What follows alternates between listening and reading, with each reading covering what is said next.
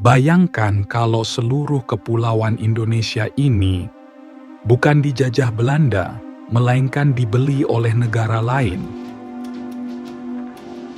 Kedengarannya mustahil, kan? Tapi tahukah kamu, di awal abad ke-19, Belanda yang sedang bangkrut sempat benar-benar mempertimbangkan menjual tanah jajahan mereka, termasuk Hindia Belanda, yakni Indonesia saat itu, kepada bangsa asing. Kalau saja rencana itu berhasil, mungkin hari ini kita tidak berbicara bahasa Indonesia, bendera kita bukan merah putih, bahkan mungkin nama Indonesia sendiri tidak pernah ada.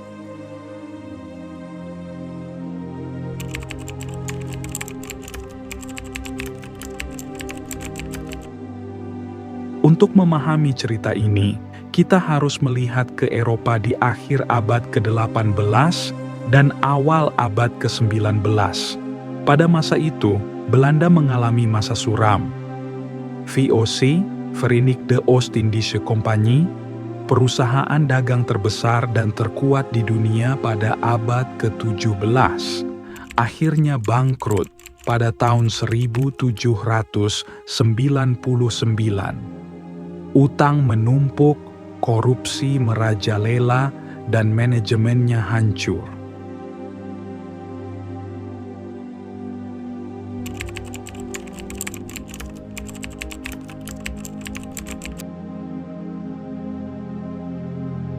Akibat kebangkrutan VOC, semua aset dan wilayah kekuasaan VOC diambil alih langsung oleh pemerintah Belanda.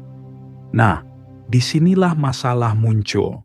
Pemerintah Belanda tidak punya cukup uang untuk mengurus wilayah jajahan yang luas sekali, termasuk Nusantara. Sementara itu, di Eropa, Belanda juga terlibat dalam perang besar akibat ekspansi Napoleon Bonaparte. Pada tahun 1806, Belanda bahkan dipaksa menjadi kerajaan Holland di bawah kendali Napoleon. Ekonomi hancur, kas negara kosong.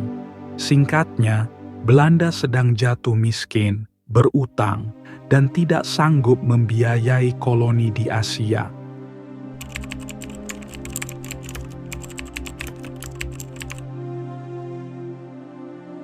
Dari sinilah muncul ide yang terdengar gila, menjual Hindia Belanda. Bayangkan, sebuah wilayah seluas lebih dari 2 juta kilometer persegi dengan ribuan pulau, rempah yang melimpah, emas, kopi, gula, dan hasil bumi lain dipandang hanya sebagai aset yang bisa dijual untuk menutup utang. Perdebatan pun terjadi di parlemen Belanda. Ada yang berpikir menjual koloni akan jadi solusi cepat untuk keluar dari krisis keuangan.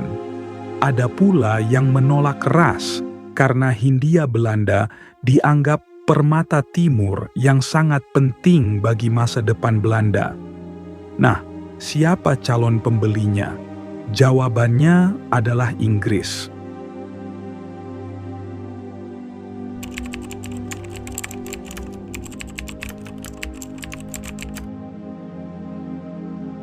Inggris saat itu sedang menjadi kekuatan global terbesar dengan koloni dari India, Kanada, Australia, hingga Afrika.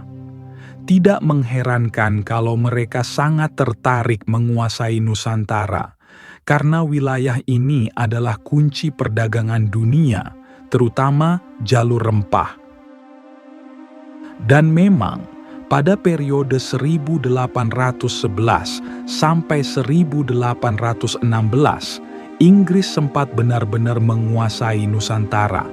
Ketika Belanda kalah dan tak mampu menjaga koloninya, Inggris dengan cepat mengambil alih.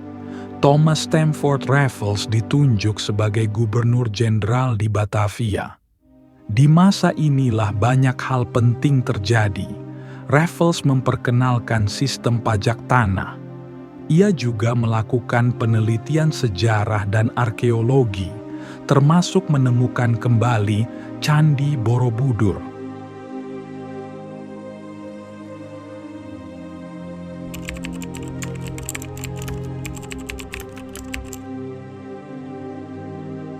Bahkan, banyak sistem administrasi Inggris masih memengaruhi birokrasi kita sampai sekarang. Jadi, bisa dikatakan, Nusantara benar-benar sempat ada di genggaman Inggris. Kalau Belanda jadi menjualnya, mungkin sampai hari ini Indonesia adalah bagian dari bekas koloni Inggris, seperti Malaysia atau Singapura.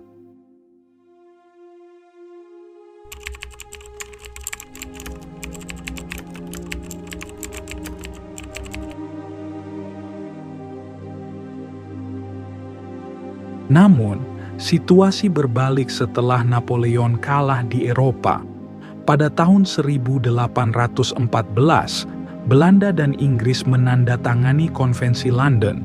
Dalam perjanjian itu, Inggris setuju untuk mengembalikan Hindia Belanda kepada Belanda. Artinya, Nusantara dikembalikan begitu saja ke Belanda, meskipun mereka sudah hampir kehilangan segalanya. Inilah yang kemudian membuat rencana penjualan Hindia Belanda batal total. Belanda sadar, meskipun sedang miskin, wilayah ini terlalu berharga untuk dilepas. Sekarang coba kita bayangkan, bagaimana kalau Nusantara benar-benar dijual dan jatuh ke tangan Inggris? Sejarah kita pasti berubah drastis.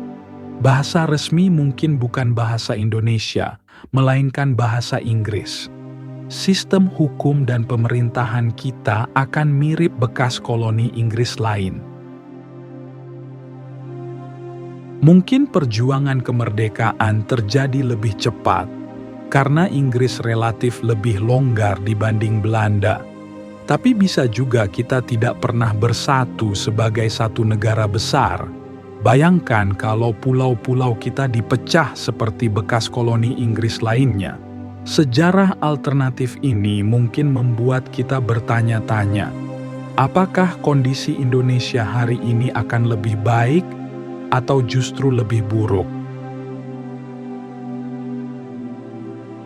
Kisah ini mengingatkan kita bahwa di mata bangsa penjajah, negeri kita dulu hanyalah komoditas. Sebuah tanah yang subur dan kaya raya yang bisa diperjualbelikan demi uang. Untungnya, meski dengan jalan panjang penuh penderitaan, Indonesia akhirnya bisa berdiri sebagai bangsa merdeka. Jadi, lain kali ketika kita mengibarkan bendera merah putih, ingatlah bahwa kita pernah hampir menjadi barang dagangan di meja tawar-menawar politik Eropa. Dan faktanya, Indonesia memang pernah nyaris dijual,